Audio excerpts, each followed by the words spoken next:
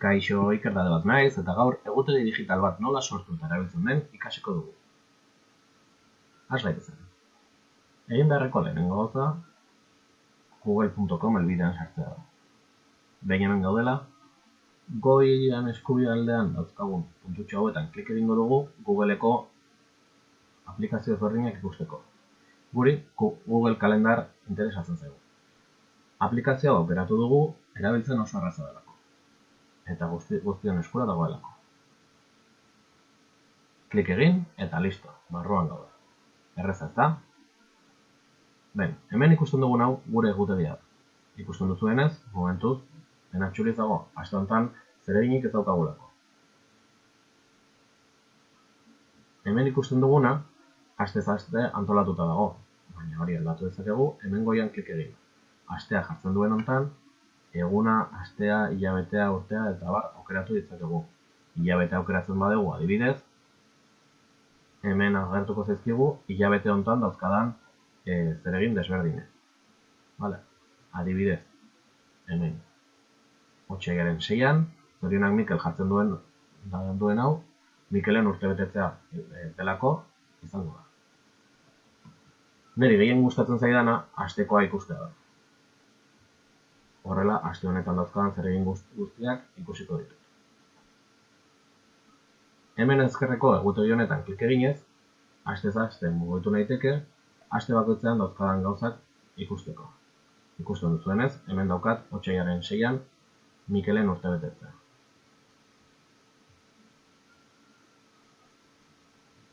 Ondo da, has gaitezen gauzak apuntatzen. Zeregin berri bat sartzeko, lehenengo egutegi bat izan behar dut. Defektuz, Googleek baditu egutegi batzuk, baina guk berri bat sortuko dugu hemengo plus honetan klik eginez. Klik egingo dugu eta sortu egutegia jartzen duen hortan honi emango diogu. Sortu egutegia. Egutegia gelako gauzak apuntatzeko izango da. Orduan, gelako egutegia izena emango dut. Gelako egutegia. Azalpenen bat sartu dezaket, besterik gabe utzi, eta sortu egutegia jartzen duen honi eman. Pixka bat tardatzen du, baina segituan egin dugu. Hemen, sortu da gelako egutegia ikusten duzuenean, atzera itzul gaitezke, gezitxo honi eman. Perfecto, hemen daukagu gelako egutegia. Ikusten duzue, nik aktibatuta daukadala Iker egutegia, hau kentzen badut, Iker egutegiko gauzak kenduko zaizkit. Gelako egutegian klik egin daukadanez, gelako egutegian dauzkadan zereginak ikusiko ditut. Momentuz, ez erraz. Kolorea ere aldatzeko aukera ematen dit. Morea jarriko dit. Horrela, gelako egutegian dauzkadan zeregin guztiak morez agertuko zaizkit. Has gaitezen zeregin berri bat sortzen. Demagun, ostegunean, azterketa bat dudala. Errekuperaketa bat adibidez. Errekuperaketa arratsaldeko 3:00 izango da. Ondo da. Ostegunera joango naiz, arratsaldeko 3:00. Ikusten dituzu hemen orduak? Ordu batak arte bakarrik iristen dira. Gurpiltxoari arrotaiaren gurpilak iratuz edo hemen ezkerrean eskubia markatu. Klik egin da, beheraka jaitsiko naiz, arratsaldeko 3:00 arte. Osteguna, arratsaldeko 3:00 klik egiten dut, eta kuadrotxo bat irikiko zait, nahi dudan zeregina sartzeko. Izen bat jarri. Mate berreskurapena. Adibidez. Eta hemen aukera desberdinak sartzen joango naiz. Eguna, otsailak 8. Egun horretan baldin bada, ondo. Bestela aldatuko dugu. Ordua, 3:00. Noski, orduanik aukeratu dut, ondo dago. 3:00-tik 4:00 arte. Demagun 4:30 arte dela azterketa. Hemen aldatzeko aukera dut. Hemen ematen dizkidan aukeretan, edo beste orduren bat sartu nahi badegu, guk aldatu dezakegu eskuz.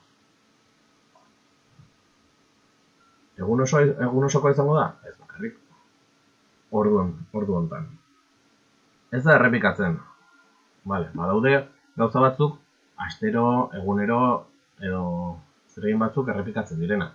Adibidez, urtebetetze bat baldin bada, urtero errepikatzea eskatuko dut. Kasu honetan, berreskurapen bat bakarrik denez, egun bakarrekoa izango da. Ez da errepikatzen, aukera jarriko du. Bueno, aukera gehiago ere badaude, baina garrantzitsuena hemengo hau dela esango nuke. Gelako egutegia. Vale, hemen klik egiten badut, dauzkadan egutegi desberdinetan apuntatzeko aukera izango dut.